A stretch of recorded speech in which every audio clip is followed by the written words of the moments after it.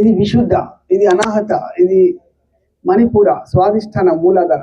So ఎక్కడెక్కడైతే చక్రాలు ఉన్నాయో అక్కడక్కడ అన్ని గ్లాండ్స్ ఉన్నాయి. గ్లాండ్స్ అంటే మనకు విడుదల చేసే రసాయనాలు చేసేటి అనమాట, కెమికల్స్, మనకు హార్మోన్స్. వాటి వల్లనే మన శరీరం బాగుంటుంది.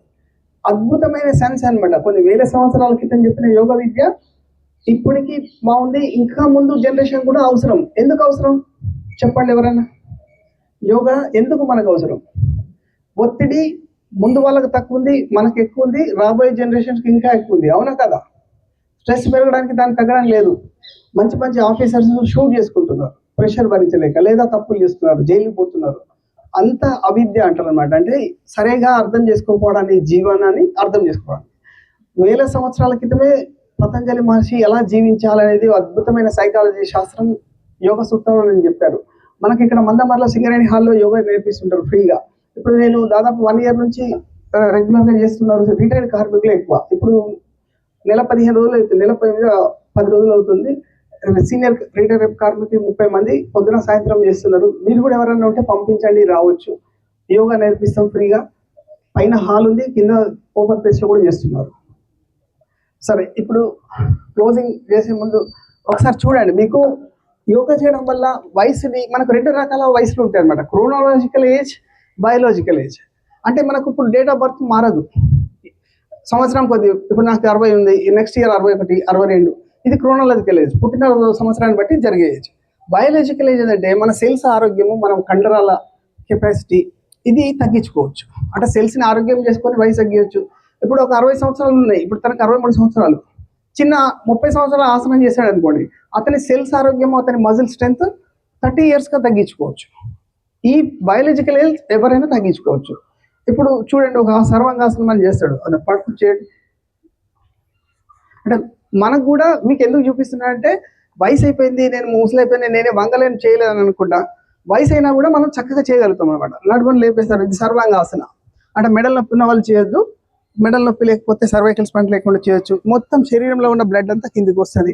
సర్వాంగ అన్ని వాటికి లాభం. వెరీ గుడ్, చూడండి చక్కగా చేస్తున్నారు. అతనికి కూడా క్లాప్స్. రైట్, ఇప్పుడు ఇది హలాసన, దీన్ని చేసేస్తాడు. దీనివల్ల కూడా స్ట్రెంత్. హలాసన చాలు, బయటకు వచ్చేసాడు. So very good. జాగ్రత్త జాగ్రత్త, అది మెల్లిగా చేయండి, మెల్లిగా చేయండి. పట్టుకుంటాను అనుకోండి, మళ్ళీ డాక్టర్ దగ్గర పోతే కోపడతాడు. మనము డాక్టర్ ఏమంటాడంటే, మీకు ఏడా పని లేదా, ఎందుకు పని చేస్తున్నారు, బంద్ చేయండి అంటారు. సో సిస్టమేటిక్ చేయాలి, నెమ్మదిగా జాగ్రత్తగా. ఎందుకంటే ఇది ఏంటంటే కొంచెం కఠినమైన. రోజు చేస్తే ఏం కాదు, అప్పుడప్పుడు చేసేవాళ్ళు నెమ్మదిగా. రైట్, చాలు. సరే, వెరీ గుడ్ వెరీ గుడ్. ఒకటేసారి ఎక్కువ చేయకండి, చాలు. మీరు ఇప్పుడు చేసిందే గ్రేట్. రైట్. సో మనము చాలా చేయొచ్చు, అంటే వయసును తగ్గించుకోవచ్చు బయాలజికల్గా. సో యోగా విద్య అనేది మంచిది. మనం అందరం మళ్ళీ ఒకసారి క్లోజింగ్ ప్రేయర్ చేద్దాం. కూర్చోండి, నమస్కార ముద్ర, ప్రార్థన. ఓం సర్వే భవంతు సుఖినః, సర్వే సంతు నిరామయాః, సర్వే భద్రాణి పశ్యంతు, మా కశ్చిత్ దుఃఖభాగ్ భవేత్. ఓం శాంతి శాంతి శాంతి.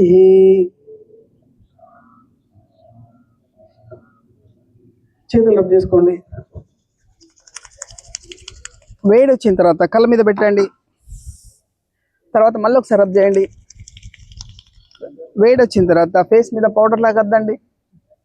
గొంతు, ఛాతి, పొట్ట, చేతుల మీద రాయండి. చెవులని కిందికి లాగండి, పైకి లాగండి, వెనక్కి లాగండి. కళ్ళను మూస్తూ తెరుస్తూ నెమ్మదిగా తెరవండి.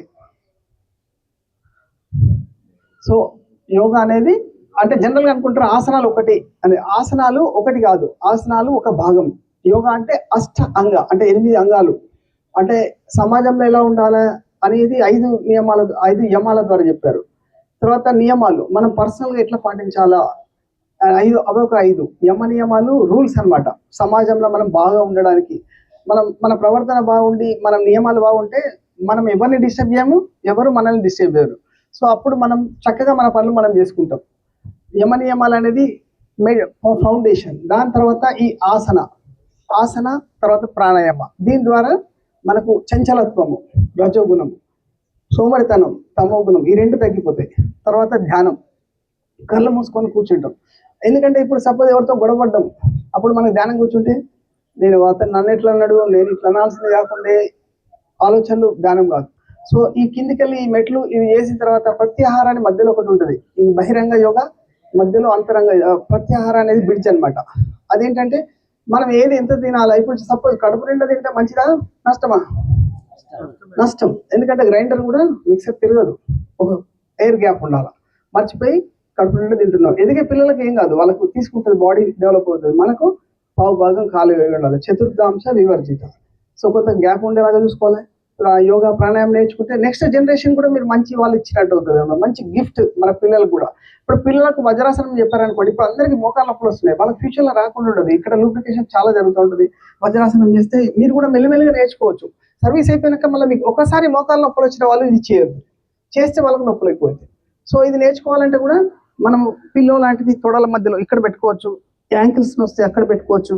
క్రమక్రమంగా వాటి సైజ్ తగ్గించుకుంటూ నెమ్మదిగా వజ్రాసనం నేర్చుకున్నారనుకోండి, మీకు ఫ్యూచర్లో రిటైర్ అయినాక కాళ్ళు పక్కకు పోయి, ఇప్పుడు ఒక మా దగ్గర చూపిస్తుంది, కాళ్ళు ఎట్లా అంటే ఇట్లా అయిపోతున్నాయి, నడవలేకపోతున్నారు. వాకింగ్ కష్టపడి గ్రౌండ్లో తిరుగుతున్నారు, దాంతో లోడ్ ఎక్కువై ఇంకా కష్టమవుతుంది. సో యోగా ఏంటి, మొత్తం అన్నీ చేయొచ్చు. యోగా చేస్తే మీకు ఏమి ఇబ్బంది రాదు. తప్పనిసరి నేర్చుకోండి. ఏదైనా డౌట్స్ ఉంటే అడగండి. ఈ అవకాశం ఇచ్చిన సింగరేణి యజమాన్యానికి అందరికీ ధన్యవాదాలు. మనం ప్రతిజ్ఞ ఒకటి కలిసి ప్రతిజ్ఞ చేద్దాము. మీరు చెప్తారా? మీరు రక్ష చెప్పిన పర్లేదు. యోగ ప్రతిజ్ఞ కూడా సూపర్. యోగ ప్రతిజ్ఞ చేయించండి.